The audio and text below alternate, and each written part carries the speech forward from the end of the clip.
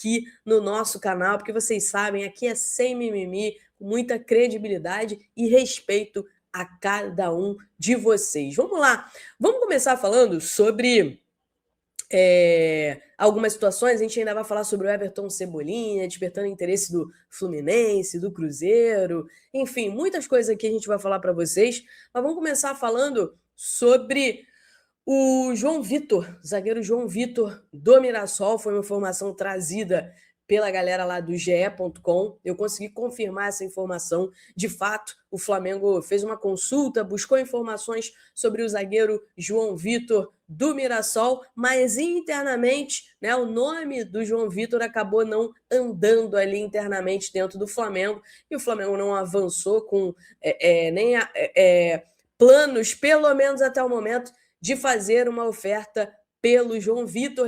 Lembrando que o Fluminense comprou o Gemes, né, o outro zagueiro do Mirassol, também muito bom jogador. O Fluminense foi e comprou o Gemes, mas em relação ao João Vitor, até o momento não houve um avanço, né? O nome dele não recebeu, digamos que, 100% de aprovação dentro do Flamengo neste momento. O Flamengo no mercado tem 3 prioridades, tá?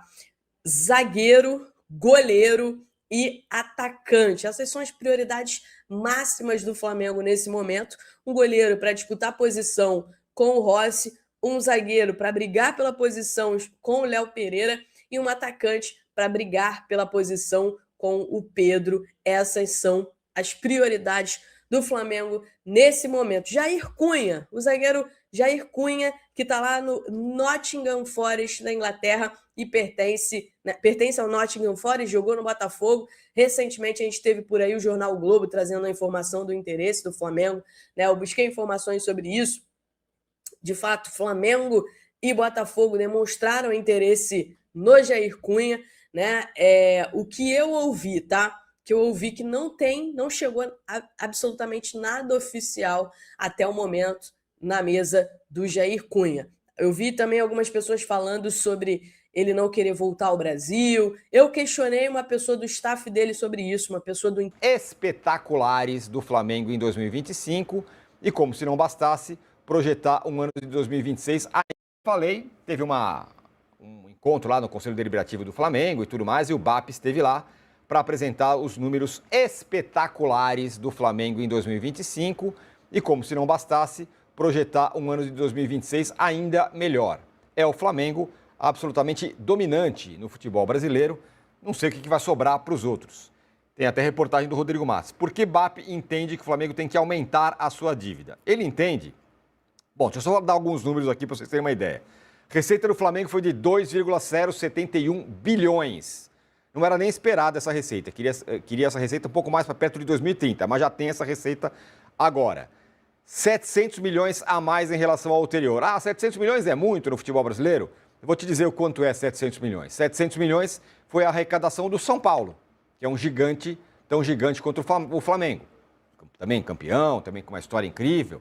Então, o Flamengo, o crescimento do Flamengo foi o que arrecadou, foi a receita do São Paulo. O que vê uma diferença, é como se não fosse times de divisões, de prateleiras diferentes. O endividamento operacional foi de 96 milhões. Esse é o ponto que o BAP diz que ele poderia ter mudado, mostrando uma grande redução, já que ele fechou 2024 com 346 milhões. Ele entende que, como ele permitiu que esse endividamento caísse tanto, o clube poderia investir ainda mais. A gente vai falar vários pontos aqui sobre essa história. Olha o gráfico aí, ó, que ele mostrou, que é o faturamento do Flamengo lá em cima, aquele em vermelhinho ali. E aí um destaque, né? O crescimento de arrecadação foi São Paulo, que é a quarta bolinha ali. E aí ele fala a seguinte frase: vai haver um fosso, está se abrindo um fosso, começa a haver um fosso enorme de distância do Flamengo para os outros clubes. Não me surpreende, porque eu estou falando isso há algum tempo já. Quem fez, fez. Quem não fez, esquece, meu amigo. Agora, contente-se com ser coadjuvante. Vamos lá, a gente tem muitos números para mostrar, mas, Mauro, vamos lá. Essas primeiras pinceladas da apresentação do BAP. Assustou todo mundo, assustou não, né?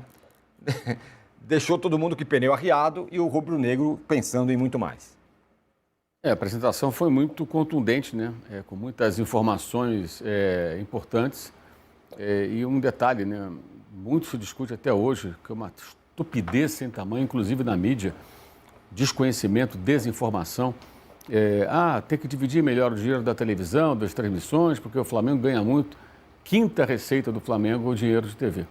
Quinta, no ranking que ele apresentou ontem, atrás de publicidade, dinheiro de bilheteria, venda de jogadores e sei lá mais o quê.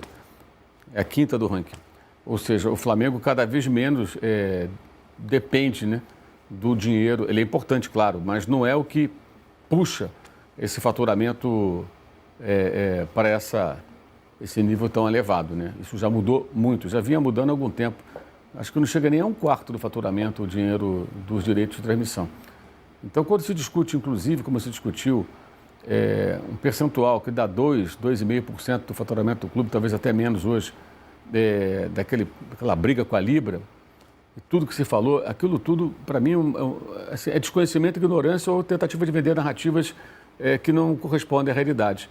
Como se aquele fosse o fator preponderante para um ter uma condição melhor do que outros. Quando, na verdade, tem uma série de razões que levam a isso, né? Houve uma organização. O Flamengo, aliás, há quem tema, ou não acho que teme, não. Há quem torça. Meta os pés pelas mãos para dar tudo errado. Difícil, amigo, muito difícil. O Flamengo tem uma lei de responsabilidade fiscal desde abril de 2015. Os dirigentes podem responder, inclusive, com seus próprios bens, se por acaso eles forem agirem, digamos assim, de forma que venha a levar o clube a ter problemas sérios, né? Por desonestidade, por incompetência, má gestão, né? Entre outras questões, pode haver afastamento. Então, existe um estatuto que protege, pode acontecer, eventualmente pode acontecer. Eu sempre digo, depois que destruíram o Manchester United, praticamente qualquer clube pode estar sujeito a um terremoto desse. Mas é bem mais difícil, bem mais difícil. Está encerrado e para a gente começar a conversar, eu quero que você defina em uma palavra o seu sentimento por este ano no futebol. Aqui no Fla Press a gente também vai falar de basquete, de vôlei e de prestação de contas no Flamengo. Vamos lá.